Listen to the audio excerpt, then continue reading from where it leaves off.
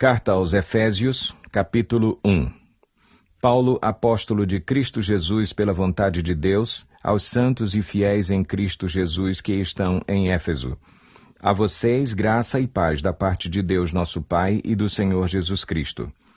Bendito seja o Deus e Pai de nosso Senhor Jesus Cristo, que nos abençoou com todas as bênçãos espirituais nas regiões celestiais em Cristo. Porque Deus nos escolheu nele antes da criação do mundo, para sermos santos e irrepreensíveis em sua presença. Em amor, nos predestinou para sermos adotados como filhos, por meio de Jesus Cristo, conforme o bom propósito da sua vontade, para o louvor da sua gloriosa graça, a qual nos deu gratuitamente no amado. Nele temos a redenção por meio de seu sangue, o perdão dos pecados, de acordo com as riquezas da graça de Deus, a qual ele derramou sobre nós com toda a sabedoria e entendimento, e nos revelou o mistério da sua vontade de acordo com o seu bom propósito que ele estabeleceu em Cristo. Isto é, de fazer convergir em Cristo todas as coisas, celestiais ou terrenas, na dispensação da plenitude dos tempos.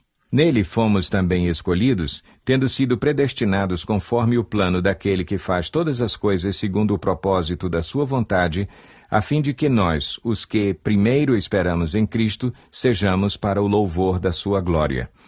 Quando vocês ouviram e creram na palavra da verdade, o evangelho que os salvou, vocês foram selados em Cristo com o Espírito Santo da promessa, que é a garantia da nossa herança até a redenção daqueles que pertencem a Deus, para o louvor da sua glória. Por essa razão, desde que ouvi falar da fé que vocês têm no Senhor Jesus e do amor que demonstram para com todos os santos, não deixo de dar graças por vocês, mencionando-os em minhas orações. Peço que o Deus de nosso Senhor Jesus Cristo, o glorioso Pai, lhes dê espírito de sabedoria e de revelação no pleno conhecimento dele. Oro também para que os olhos do coração de vocês sejam iluminados, a fim de que vocês conheçam a esperança para a qual ele os chamou, as riquezas da gloriosa herança dele nos santos e a incomparável grandeza do seu poder para conosco, os que cremos, conforme a atuação da sua poderosa força. Esse poder ele exerceu em Cristo, ressuscitando-o dos mortos e fazendo-o assentar-se à sua direita nas regiões celestiais, muito acima de todo governo e autoridade, poder e domínio, e de todo nome que se possa mencionar, não apenas nesta era, mas também na que há de vir. Deus colocou todas as coisas debaixo de seus pés e o designou cabeça de todas as coisas para a Igreja, que é o seu corpo, a plenitude daquele que enche todas as coisas em toda e qualquer circunstância. Capítulo 2. Vocês estavam mortos em suas transgressões e pecados, nos quais costumavam viver, quando seguiam a presente ordem deste mundo e o príncipe do poder do ar, o espírito que agora está atuando nos que vivem na desobediência. Anteriormente, todos nós também vivíamos entre eles, satisfazendo as vontades da nossa carne, seguindo os seus desejos e pensamentos. Como os outros, éramos por natureza merecedores da ira.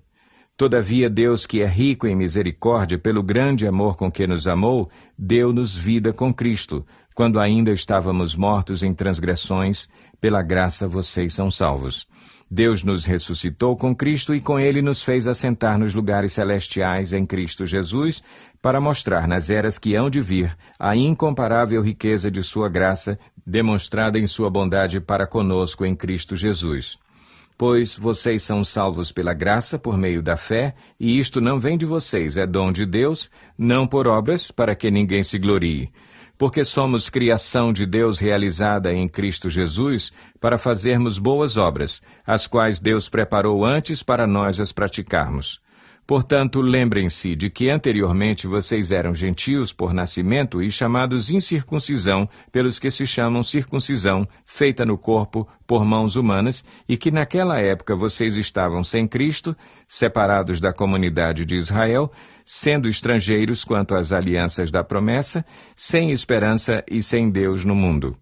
Mas agora, em Cristo Jesus, vocês que antes estavam longe, foram aproximados mediante o sangue de Cristo. Pois ele é a nossa paz, o qual de ambos fez um e destruiu a barreira, o muro de inimizade, anulando em seu corpo a lei dos mandamentos expressa em ordenanças. O objetivo dele era criar em si mesmo dos dois um novo homem, fazendo a paz e reconciliar com Deus os dois em um corpo, por meio da cruz, pela qual ele destruiu a inimizade. Ele veio e anunciou paz a vocês que estavam longe e paz aos que estavam perto, pois por meio dele, tanto nós como vocês temos acesso ao Pai por um só Espírito.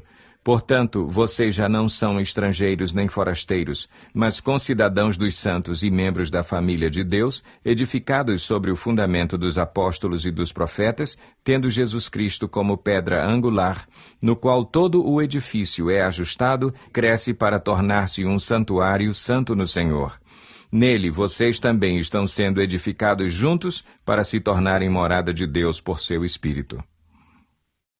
Capítulo 3. Por essa razão, eu, Paulo, sou prisioneiro de Cristo Jesus por amor de vocês, gentios. Certamente vocês ouviram falar da responsabilidade imposta a mim em favor de vocês pela graça de Deus, isto é, o mistério que me foi dado a conhecer por revelação, como já lhes escrevi em poucas palavras.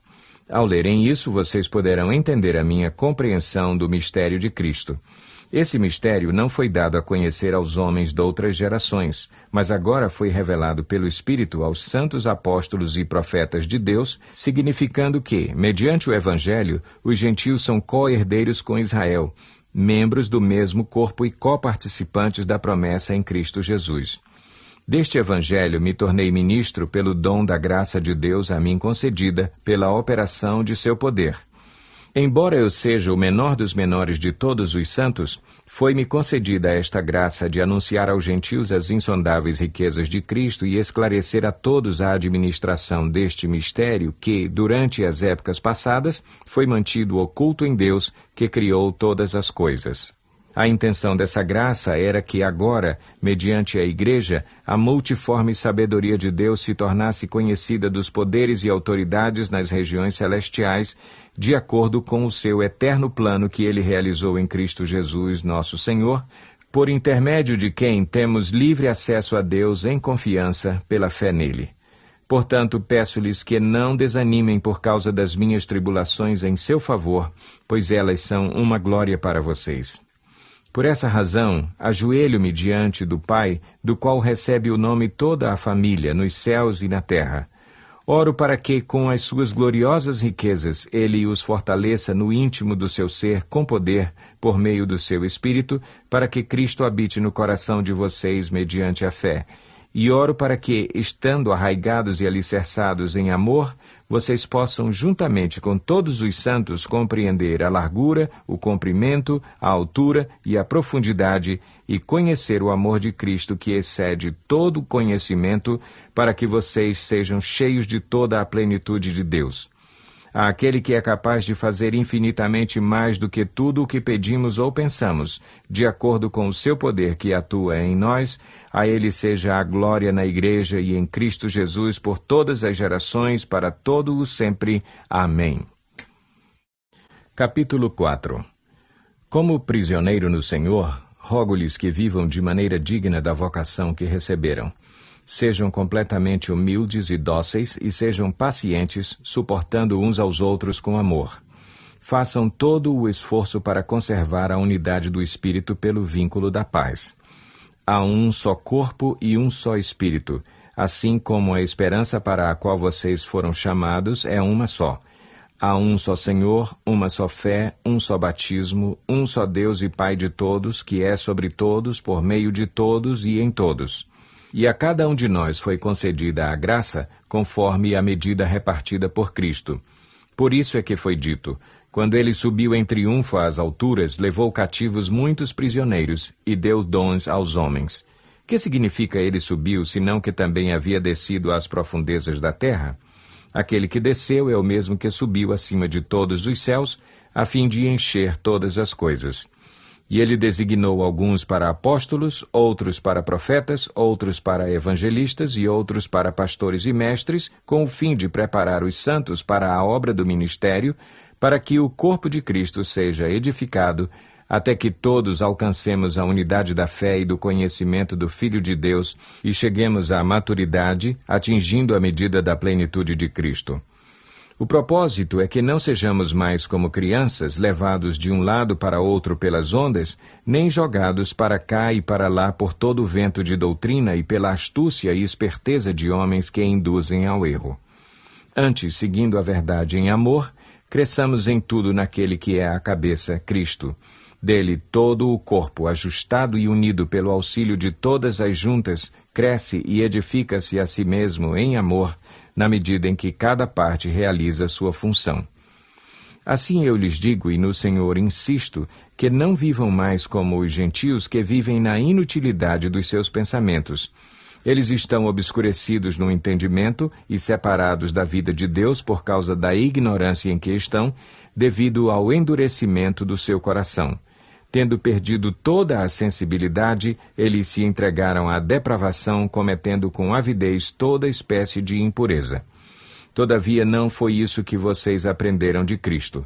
De fato, vocês ouviram falar dele, e nele foram ensinados de acordo com a verdade que está em Jesus. Quanto à antiga maneira de viver, vocês foram ensinados a despir-se do velho homem que se corrompe por desejos enganosos, a serem renovados no modo de pensar e a revestir-se do novo homem, criado para ser semelhante a Deus em justiça e em santidade provenientes da verdade. Portanto, cada um de vocês deve abandonar a mentira e falar a verdade ao seu próximo, pois todos somos membros de um mesmo corpo. Quando vocês ficarem irados, não pequem. Apaziguem a sua ira antes que o sol se ponha e não deem lugar ao diabo. O que furtava, não furte mais. Antes trabalhe, fazendo algo de útil com as mãos, para que tenha o que repartir com quem estiver em necessidade. Nenhuma palavra torpe saia da boca de vocês, mas apenas a que for útil para edificar os outros conforme a necessidade, para que conceda graça aos que a ouvem. Não entristeçam o Espírito Santo de Deus, com o qual vocês foram selados para o dia da redenção. Livrem-se de toda a amargura, indignação e ira, gritaria e calúnia, bem como de toda maldade. Sejam bondosos e compassivos uns para com os outros, perdoando-se mutuamente, assim como Deus os perdoou em Cristo. Capítulo 5. Portanto, sejam imitadores de Deus como filhos amados e vivam em amor, como também Cristo nos amou e se entregou por nós como oferta e sacrifício de aroma agradável a Deus. Entre vocês não deve haver nem sequer menção de imoralidade sexual, como também de nenhuma espécie de impureza e de cobiça, pois essas coisas não são próprias para os santos. Não haja obscenidade, nem conversas tolas, nem gracejos imorais, que são inconvenientes, mas, ao invés disso, ações de graças. Porque vocês podem estar certos disso. Nenhum imoral, ou impuro, ou ganancioso que é idólatra, tem herança no reino de Cristo e de Deus. Ninguém os engane com palavras tolas, pois é por causa dessas coisas que a ira de Deus vem sobre os que vivem na desobediência. Portanto, não participem com eles dessas coisas, porque outrora vocês eram trevas, mas agora são luz no Senhor. Vivam como filhos da luz, pois o fruto da luz consiste em toda bondade, justiça e verdade, e aprendam a discernir o que é agradável ao Senhor.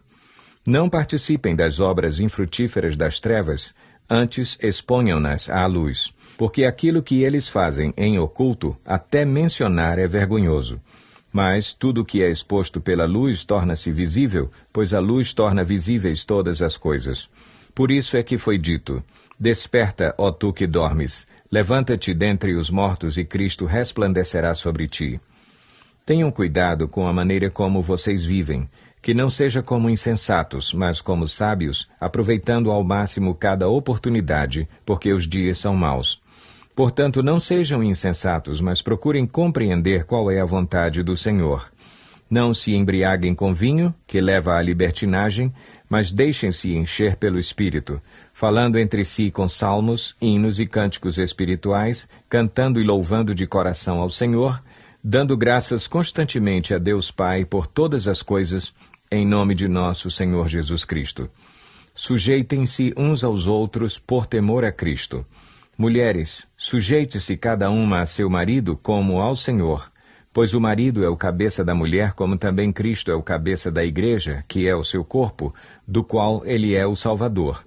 Assim como a igreja está sujeita a Cristo, também as mulheres estejam em tudo sujeitas a seus maridos. Maridos, ame cada um a sua mulher, assim como Cristo amou a igreja e entregou-se por ela, para santificá-la, tendo-a purificado pelo lavar da água mediante a palavra, e para apresentá-la a si mesmo como igreja gloriosa, sem mancha, nem ruga ou coisa semelhante, mas santa e inculpável. Da mesma forma, os maridos devem amar cada um a sua mulher como a seu próprio corpo. Quem ama a sua mulher, ama a si mesmo. Além do mais, ninguém jamais odiou o seu próprio corpo, antes o alimenta e dele cuida, como também Cristo o faz com a igreja, pois somos membros do seu corpo. Por essa razão, o homem deixará pai e mãe e se unirá à sua mulher, e os dois se tornarão uma só carne. Este é um mistério profundo. Refiro-me, porém, a Cristo e à igreja. Portanto, cada um de vocês também ame a sua mulher como a si mesmo, e a mulher trate o marido com todo o respeito. Capítulo 6. Filhos, obedeçam a seus pais no Senhor, pois isso é justo. Honra teu pai e tua mãe, este é o primeiro mandamento com promessa, para que tudo te corra bem e tenhas longa vida sobre a terra.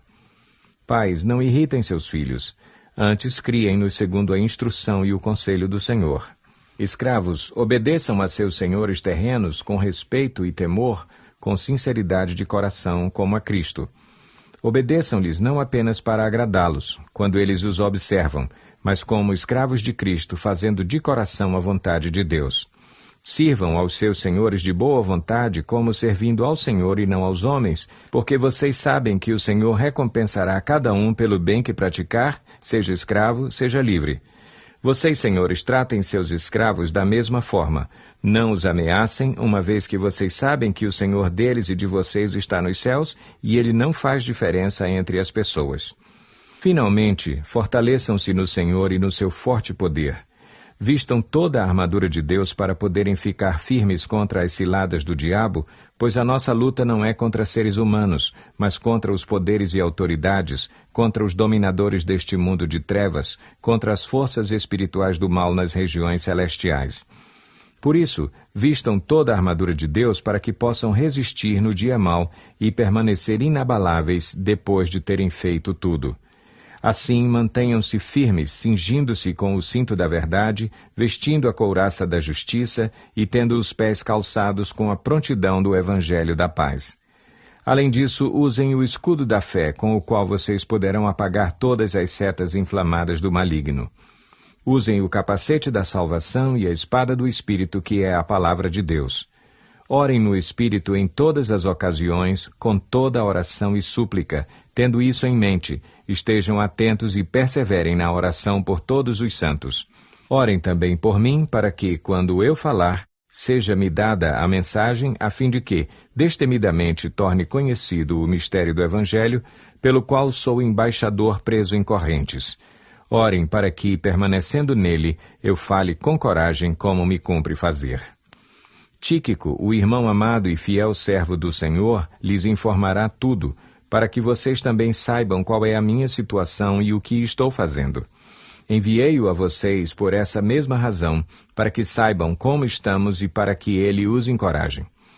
Paz seja com os irmãos, e amor com fé da parte de Deus Pai e do Senhor Jesus Cristo. A graça seja com todos os que amam a nosso Senhor Jesus Cristo com amor incorruptível.